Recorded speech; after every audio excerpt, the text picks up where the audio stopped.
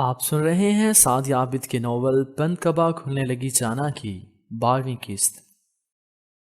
در و دیوار سے ہوتی اس کی نظر بیڈ پر سوئے وجود پر پڑی اور اس کی نگاہ ساکت ہو گئی۔ بیڈ کے عین وسط میں وہ پہلو کے بل لیٹی ہوئی تھی۔ اس کا فیروزی آنچل سائیڈ میں اس طرح رکھا ہوا تھا کہ آدھا بیڈ سے نیچے لٹک رہا تھا۔ داہنا ہاتھ اس نے ماتھے پر الٹا رکھا ہوا تھا اور بایاں ہاتھ گال کے نیچے رکھا ہوا تھا۔ فیروزی رنگ کی کاٹن کی قمیض میں اس کے جسم کے نشیب و فراز عیاں تھے۔ ٹراؤزر کے پانچے ایک قدرے اوپر تھے۔ ایک پاؤں میں پائل تھی جو اس کے سرخ و سفید خوبصورت پاؤں کی خوبصورتی کو مزید بڑھا رہی تھی۔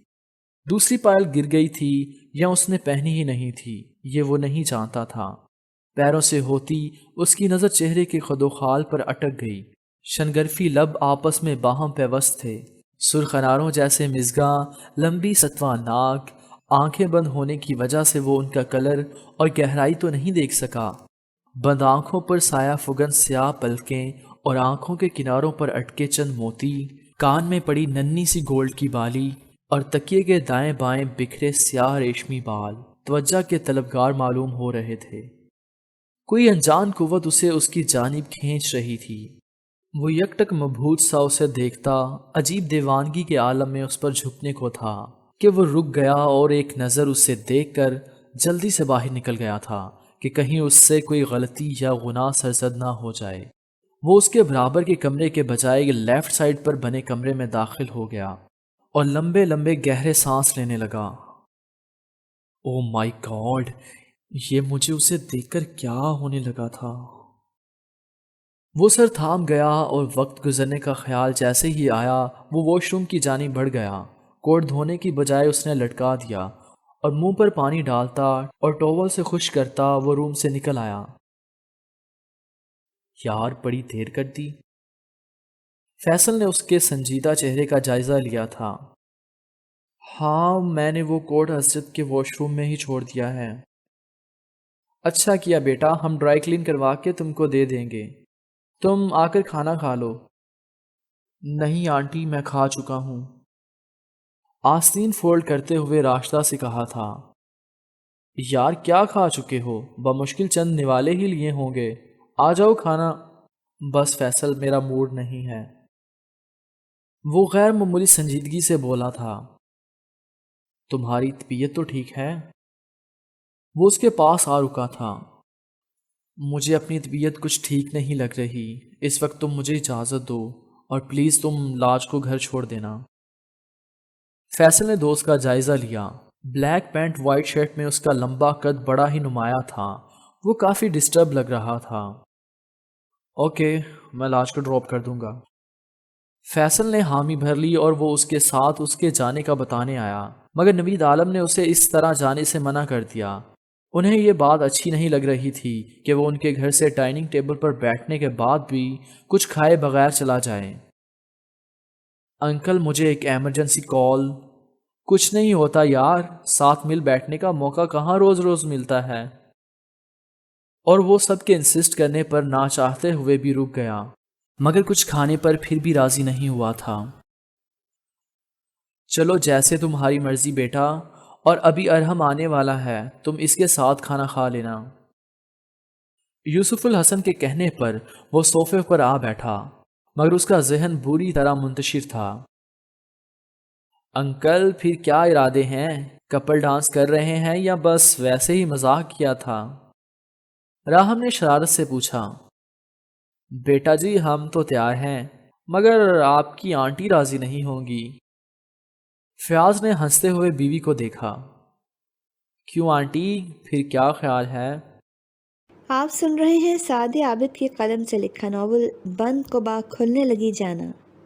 چینل کو ابھی تک سبسکرائب نہیں کیا تو ابھی سبسکرائب کریں اور بیل نوٹیفیکیشن کو آن کر لیں تاکہ ہر نئی آنے والی قسط کا نوٹیفیکیشن آپ کو بر وقت مل سکے۔ شکریہ۔ آپ کا خیال بہت ہی برا ہے، اس لیے چپ کے بیٹھے رہیے۔ مہوش نے اس کے ایک دھپ لگائی تو وہ ہنسنے لگا۔ انکل، یہ پروگرام تو کینسل ہو گیا، کچھ نیا سوچیں۔ وہ کہاں باز آنے والوں میں سے تھا۔ بیت بازی کیسی رہے گی؟ شاکر نے پوچھا تھا۔ زبردست آئیڈیا، بٹ سب کو اس میں حصہ لینا پڑے گا، یہ نہ ہو کہ ہم 2-4 لوگ ہی شعر پڑھتے رہیں، بھائی صاحب اور بھابھی جان بھی کھیلیں گی تو ٹھیک، ورنہ سب کینسل۔ یوسف الحسن نے حمایت کرنے کے بعد فیصلہ سنایا۔ آپ ہماری وجہ سے کچھ کینسل نہ کریں جناب، 1-2 شعر تو ہمیں بھی آتے ہی ہیں، وہی سنا دیں گے۔ نوید عالم کی شگفتگی سے کہنے پر وہ سب ہی الرٹ ہو گئے اور 2 ٹیمیں بن گئیں۔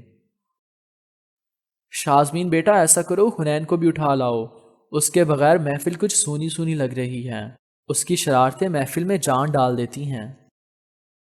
یوسف الحسن چائے سرو کرتی بھتیجی سے بولے، ہاں بھائی پاپا بالکل ٹھیک کہہ رہے ہیں، حنین کے بغیر محفل کچھ جم نہیں رہی۔ راہم نے حسب عادت ٹکڑا لگایا تھا۔ السلام علیکم۔ ارحم نے داخل ہوتے ہوئے سلامتی بھیجی تھی۔ کافی دیر نہیں کر دی بیٹا تم نے آنے میں، راشدہ پیار سے بولی تھی۔ مامی ڈیوٹی آف کر کے سیدھا آ رہا ہوں، شازمین اب مجھے پانی پلا دو۔ کھانا کھا لو بیٹا، ساجدہ نے کہا۔ نہیں ابھی تو بھوک نہیں ہے، ٹھہر کر کھاؤں گا، تم مجھے بھی چائے دے دو۔ شازمین میرے لیے بھی چائے لے آنا، میری آدھی چائے اس ارحم کے بچے نے پی لی ہے۔ فضیل نے جاتی ہوئی شازمین کو آواز لگائی کیونکہ ارحم نے اس کا چائے کا کپ اٹھا کر چائے پینا شروع کر دی تھی۔ پاپا شروع کرے نا، ٹائم ویسٹ ہو رہا ہے۔ ممی! چیخ کی آواز پر وہ سب ہی پریشان ہو گئے تھے۔ حنین یقیناً سوتے میں ڈر گئی ہوگی، میں دیکھتی ہوں۔ ساجدہ پریشانی سے اٹھی تھی۔ چچی آپ رہنے دیجئے، میں جا رہی ہوں۔ زرمین نے ساجدہ سے کہا تھا اور چائے کا آدھا کپ یوں ہی چھوڑ کر وہ عجلت میں وہاں سے نکل گئی تھی۔ تم چائے نہیں پی رہے؟ اس نے فضیل کو ٹھوکا دیا تھا۔ میری چائے تم پی چکے ہو اور میں تو حیران ہوں کہ ایسا تم نے کیسے کر لیا۔ سب تیری صحبت کا نتیجہ ہے، اور چائے کا کپ سامنے تو رکھا ہے، پی لو، تمہاری بیوی نے ہی پیا ہے، اس لیے نو پرابلم۔ وہ مذاق کے موڈ میں تھا۔ صحیح کہا، مجھے تو خیال ہی نہیں آیا تھا، یاد دلانے کا شکریہ۔ وہ دونوں دھیمے دھیمے گفتگو کر رہے تھے اور اس نے مسکراتے ہوئے ادپیا چائے کا کپ منہ سے لگایا تھا۔ شرم کر لے کچھ، بجائے مجھے منع کرنے کے غٹا غٹ چڑھا گیا۔ اس نے اسے شرم دلانا چاہی تھی۔ ہم بے شرم تو بے شرم ہی سہی۔ اس نے آنکھ ماری تھی اور وہ اسے گھور کر رہ گیا جبھی حنین اور زمین وہاں چلی آئی تھیں۔ ہیلو پریٹی گرل، خیریت؟ آج اتنی جلدی کیسے سو گئی تھی؟ وہ بس آنکھ لگ گئی تھی ارحم بھیا، مگر آپ کب آئے؟ اس نے جمائی روکتے ہوئے استفسار کیا اور فریدہ کے برابر جا بیٹھی۔ بس تھوڑی ہی دیر ہوئی ہے، تم سناؤ کب بڑی ہوگی، بچوں کی طرح نیند میں ڈر جاتی ہو۔ اس نے ہنستے ہوئے مذاقن کہا تھا لیکن اس کا منہ بن گیا۔ سب تو میرا مذاق بناتے ہی ہیں مگر آپ سے مجھے یہ امید نہیں تھی۔ ماہ کنان کی نگاہ اس کے سوئے ہوئے خفا چہرے تک گئی، اس کی بھوری آنکھوں میں نیند کا ہلکا سا خمار اب بھی جاگزیں تھا۔ اس نے دوسرے ہی پل نگاہ چرا لی، کہیں پھر سے وہ اس کے سحر میں نہ جکڑنے لگے۔ میں تمہارا مذاق نہیں بنا رہا تھا، یہ بتاؤ کھانا کھا لیا؟ نہیں، اور ابھی مجھے بھوک نہیں ہے، ہنوز خفگی سے بولی تھی۔ گڈ، مجھے بھی بھوک نہیں ہے، کچھ دیر بعد ساتھ ہی کھائیں گے۔ آپ لوگوں کی باتیں ختم ہو گئی ہوں تو ہم بیت بازی شروع کریں؟ بیت بازی کیا ہوتی ہے راہم بھیا؟ کہتے ہوئے نظر اٹھا کر اسے دیکھا مگر اس سے تھوڑے ہی فاصلے پر موجود ماہ کنان کو دیکھ کر اس کے چہرے کا رنگ بدل گیا جو ارحم سے چھپا نہیں رہ سکا تھا۔ چلو بھائی، ہو گیا مقابلہ، ان محترمہ کو یہ بھی نہیں پتا کہ بیت بازی کیا ہوتی ہے، تو یہ کھیلیں گی کیسے؟ انداز سراسر چڑھانے والا تھا۔ اب نہیں پتا تو آپ کی طرح جھوٹ نہیں کہہ سکتی کہ مجھے سب معلوم ہے، مجھے اپنی کمزوریوں کا اعتراف کرتے ہوئے آپ کی طرح ڈر نہیں لگتا۔ وہ نروٹھے انداز میں بولی اور مہوش اسے گیم اور اس کے رولز بتانے لگی۔ لیکن آنٹی مجھے شعر نہیں آتے تو میں سناؤں گی کیسے؟ اسے نئی فکر لاحق ہوئی تھی۔ تم شعر نہیں گیدڑ سنا دینا، فضیل نے کہا تھا، اور یہ مت کہنا کہ تمہیں نہیں آتے۔ فضیل کے شرارت سے کہنے پر ارحم نے ٹکڑا لگایا تھا اور وہ غصے سے وہاں سے واک آؤٹ کرنے لگی تھی کہ فریدہ اس کا ہاتھ تھام گئی تھی۔ ہم سب ہیں نا تمہاری ہیلپ کے لیے۔ وہ کنان کی وجہ سے جانا چاہ رہی تھی مگر سب کے اصرار پر لامحالہ رکنا پڑا۔ اور تم کم از کم بیٹھ کر دیکھ اور سن تو سکتی ہو۔ زرمین نے اسے اپنے ساتھ بٹھا لیا اور طے پایا کہ یہاں موجود سبھی لوگ کوئی نہ کوئی شعر ضرور سنائیں گے، اور گیم کا باقاعدہ آغاز شاکر نے کیا کیونکہ اس گیم کا مشورہ انہی کی جانب سے آیا تھا، اس لیے سب ان کے پیچھے پڑ گئے کہ پہلا شعر وہی پڑھیں، اور وہ بھی مان گئے تھے۔ رکھتے ہیں جو اوروں کے لیے پیار کا جذبہ، رکھتے ہیں جو اوروں کے لیے پیار کا جذبہ، وہ لوگ کبھی ٹوٹ کر بکھرا نہیں کرتے۔ شاکر نے بڑی خوبصورتی سے محفل بیعت بازی کی شروعات کی۔ ان کے بعد ساجدہ نے شعر پڑھا۔ یہ ظرف کی بات ہے کوئی سمیٹے رکھتا ہے کس طرح خود کو،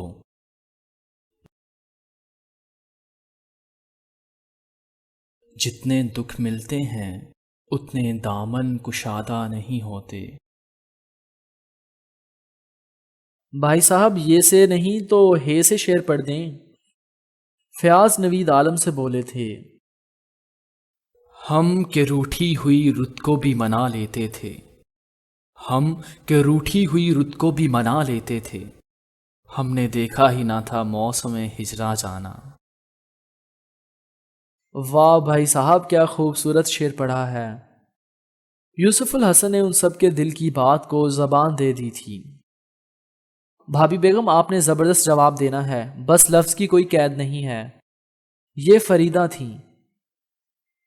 زندگی تیری عطا تھی تو تیرے نام کی ہے، زندگی تیری عطا تھی تو تیرے نام کی ہے، ہم نے جیسے بھی بسر کی تیرا احسان جانا۔ انہوں نے ہلکی سی مسکراہٹ کے ساتھ شعر پڑھا۔ ان دونوں میاں بیوی کی نگاہیں ٹکرائی تھیں اور وہ دونوں ہی مسکرا دیے، سب ہی داد دینے لگے۔ آپی یہ گیم بہت فضول ہے، میں جا رہی ہوں۔ ارے بیٹھی رہو نا، اتنا تو مزہ آ رہا ہے۔ زرمین کے کہنے پر وہ مجبوراً بیٹھ گئی۔ غربتوں میں بھی جدائی کے زمانے مانگے، غربتوں میں بھی جدائی کے زمانے مانگے، دل وہ بے مہر کے رونے کے بہانے مانگے۔ زرمین نے ایک نظر اس کے سنجیدہ چہرے پر ڈالی۔ یہ سنجیدگی اس کی شخصیت کا خاصہ ہرگز نہیں تھی۔ بارہا دل تیری قربت سے دھڑک اٹھا ہے، بارہا دل تیری قربت سے دھڑک اٹھا ہے، گو ابھی وقت حقیقت میں وہ آیا بھی نہیں۔ فضیل نے بھی اسے دیکھا اور اس کی پلکیں آرزوں پر جھکنے لگی تھیں، اور اس کے گلنار چہرے کو دیکھ کر اسے لگا شاید کہ اس کا انتظار ختم ہونے کو ہے۔ اس کے لبوں پر اسی سوچ نے مسکراہٹ بکھیر دی۔ اگر میں سویا تو وہ کیوں نہ سویا، اگر میں جاگا وہ کیوں نہ جاگا، وہ میرا تھا تو اسے میرے حسب حال ہونا تو چاہیے تھا۔ فیصل نے سمیرہ کے اداس چہرے کو دیکھ کر شعر میں دل کی بات کہی تھی۔ فیصل کے بعد سمیرہ کی باری تھی مگر اس نے معاذرت کر لی۔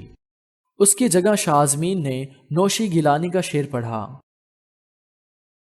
کوئی خواہش نہیں تجھ سے اے میری عمر رواں، کوئی خواہش نہیں تجھ سے اے میری عمر رواں، میرا بچپن میرے جگنوں میری گڑیا لا دے۔ راہم جو کسی رومانٹک شعر کا منتظر تھا سخت بور ہوا تھا۔ محبت اپنی بھی اثر رکھتی ہے فراز، محبت اپنی بھی اثر رکھتی ہے فراز، بہت یاد آئیں گے ذرا بھول کر تو دیکھو۔ راہم کے بعد باقی سب نے معاذرت کر لی۔ ماہ کنان جو خاموشی سے بیٹھا محفل انجوائے کر رہا تھا، اس نے یکدم نگاہ اٹھائی جو حنین کے دلکش چہرے سے ہوتی اس کے خوبصورت ہاتھوں پر رک گئی۔ وہ ہاتھوں میں پڑی چند چوڑیوں سے کھیل رہی تھی۔ یہ محفل نہ اس کے مزاج کے مطابق تھی اور نہ وہ یہاں دل سے بیٹھی تھی۔ وہ تو زمین اور فریدہ کے بیچ میں گویا پھنسی ہوئی تھی، اور محفل جو برخاست ہونے لگی تھی ماہ کنان کی خوبصورت آواز پر ایک بار پھر سج گئی۔ اور محفل کا آخری شعر تھا، اس لیے سب نے ہی کہا کہ اگر اسے پوری نظم یاد ہے تو وہ پڑھ سکتا ہے، اور اس کے تو دل کی کلی کھل گئی تھی۔ کاش میں تیرے حسین ہاتھ کا کنگن ہوتا، کاش میں تیرے حسین ہاتھ کا کنگن ہوتا، تو بڑے پیار سے چاؤں سے بڑے مان کے ساتھ اپنی نازک سی کلائی میں چڑھاتی مجھ کو، اور بےتابی سے فرصت کے خزاں لمحوں میں تو کسی سوچ میں ڈوبی جو گھماتی مجھ کو۔ آپ سن رہے ہیں سعدیہ عابد کی قلم سے لکھا ناول بند کو باغ کھلنے لگی جانا۔ چینل کو ابھی تک سبسکرائب نہیں کیا تو ابھی سبسکرائب کریں اور بیل نوٹیفیکیشن کو آن کر لیں تاکہ ہر نئی آنے والی قسط کا نوٹیفیکیشن آپ کو بروقت مل سکے۔ شکریہ۔ وہ حت المقدور کوشش کر رہا تھا کہ نگاہ اس تک نہ جائے، مگر بے خودی سی بے خودی تھی، نگاہ تھی کہ بھٹک بھٹک جا رہی تھی، اور وہ جو ہاتھ میں پڑی کانچ کی چوڑیوں کو بائیں ہاتھ کی انگلیوں سے جنبش دے رہی تھی، نگاہ اٹھائی اور اس کی نگاہ خود پر محسوس کرتی وہ لمحے کے 1000ویں حصے میں نگاہ ہٹاتی اپنے دلچسپ فعل کی انجام دہی سے یکدم رک گئی۔ یہ اس کی پختہ عادت تھی کہ جب کبھی فرصت سے اکیلے میں ہوتی یا محفل اس کے مزاج کے مطابق نہیں ہوتی تو وہ ہاتھ میں موجود چوڑیوں، بریسلٹ یا پھر گھڑی کو گھماتی اوپر سے نیچے کرتی تھی، اور دوسرا یہ کہ وہ اپنے بالوں میں انگلیاں پھیرتی رہتی تھی، اور اس وقت نہ جانے کیوں اسے لگا کہ وہ اس پر چوٹ کر رہا ہے، اس لیے وہ نہ صرف اپنی حرکت سے باز آئی بلکہ دونوں ہاتھوں کی انگلیاں آپس میں باہم پیوست کر لیں اور اس کے لبوں کو مسکراہٹ چھو گئی۔ میں تیرے ہاتھ کی خوشبو سے مہک سا جاتا، جب کبھی موڈ میں آ کر مجھے چوما کرتی، جب کبھی موڈ میں آ کر مجھے چوما کرتی، تیرے ہونٹوں کی میں حدت سے دہک سا جاتا، رات کو جب بھی نیندوں کے سفر پر جاتی، مرمری ہاتھ کا ایک تکیہ بنایا کرتی، میں تیرے کان سے لگ کر کئی باتیں کرتا، تیری زلفوں کو، تیرے گال کو چوما کرتا، تیری زلفوں کو، تیرے گال کو چوما کرتا، جب بھی تو بند کباغ کھولنے لگتی جانا، جب بھی تو بند کباغ کھولنے لگتی جانا، اپنی آنکھوں کو تیرے حسن سے خیراں کرتا، مجھ کو بےتاب سا رکھتا تیری چاہت کا نشہ، مجھ کو بےتاب سا رکھتا تیری چاہت کا نشہ، میں تیری روح کے گلشن میں مہکتا رہتا۔ ایک عجیب سا احساس اس کی رگو جام میں اترنے لگا اور وہ ہاتھ اپنی پونی ٹیل سے ہٹاتی اٹھ گئی، اور اس کے ہاتھ ہٹانے پر اس کے لبوں پر مسکراہٹ بکھری تھی کہ اس کے اٹھ جانے پر سمٹ گئی۔ فیصل حیران سا اسے دیکھنے لگا اور ارحم الحسن کے چہرے پر غصے کے اثرات نمودار ہونے لگے۔ میں تیرے جسم کے آنگن میں کھنکتا رہتا، میں تیرے جسم کے آنگن میں کھنکتا رہتا، کچھ نہیں تو یہی بے نام سا بندھن ہوتا، کچھ نہیں تو یہی بے نام سا بندھن ہوتا، کاش کاش میں تیرے حسین ہاتھ کا کنگن ہوتا۔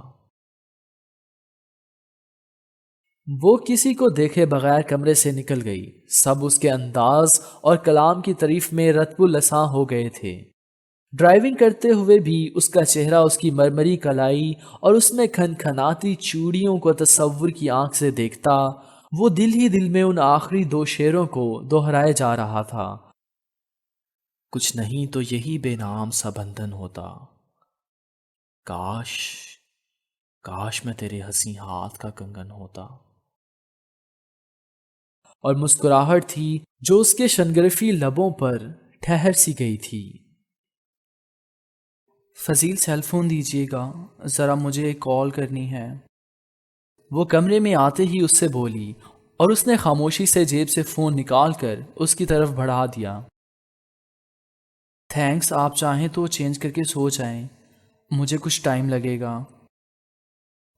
کوئی بات ہوئی ہے زمین؟ آج تم مجھے کافی ڈسٹرب لگ رہی تھی۔ فضیل، بات آپ کو بتانے کی ہوئی تو ضرور بتاؤں گی۔ میں تم سے کچھ پوچھ نہیں رہا، لیکن میں آپ کو ضرور بتاتی، مگر بات مجھ سے جڑی ہوئی نہیں ہے، اس لیے کچھ نہیں کہہ سکتی۔ آپ ڈسٹرب نہ ہوں، اس لیے بالکنی میں جا کر بات کر لیتی ہوں۔ کمرے میں ہی رہ کر بات کر لو، میں اسٹڈی روم میں ہوں۔ وہ اسے موقع دیے بغیر وہاں سے ہٹ گیا۔ ڈور بند کرتے ہوئے اس نے اتنا ہی سنا، ارحم، میں زرمین بول رہی ہوں، اور وہ توجہ دیے بغیر دروازہ بند کر گیا۔ زرمین، تم فضول میں پریشان ہو رہی ہو۔ ارحم، آپ مجھے سب کچھ بتا کیوں نہیں دیتے؟ سحرش سے میری بات ہوئی تھی کہ آپ نے حنین کو مجھے کچھ بھی بتانے سے منع کیا ہے۔ ایسی کیا بات ہے کہ آپ نہیں چاہتے کہ مجھے پتا چلے؟ زرمین نے شازمین سے پوچھا تھا کہ گھر میں کوئی بات ہوئی ہے جسے لے کر حنین پریشان ہے۔ تب اس نے کہا تھا کہ حنین کی ولیمہ کی شب سے طبیعت خراب ہے اور اسی لیے ارحم اسے گھر لے گئے تھے۔ اتفاق سے یہ باتیں کرتے سحرش نے سن لیا۔ تب اس نے ساری باتیں زرمین کو بتا دی تھیں اور اس نے ارحم سے وہیں پوچھا تھا۔ تب اس نے کہا تھا کہ وہ گھر جا کر فون کرے گا، مگر اس نے فون کا انتظار کرنے کی بجائے خود ہی اسے کال کر لی تھی، اور اس کو ارحم نے وہ سب کچھ جو اسے حنین نے بتایا تھا کہہ سنایا۔ آپ نے یہ سب پہلے کیوں نہیں بتایا؟ یہ فیصل کی کن لوگوں سے دوستی ہے اور اس کی اتنی ہمت کہ وہ ہمارے گھر تک آ گیا؟ وہ تو سن کر شوق ہو گئی تھی۔ آپ سن رہے تھے سعدیہ عابد کے ناول بند کباغ کھلنے لگی جانا کی 12ویں قسط۔ 13ویں قسط کے ساتھ بہت جلد حاضر ہوں گے۔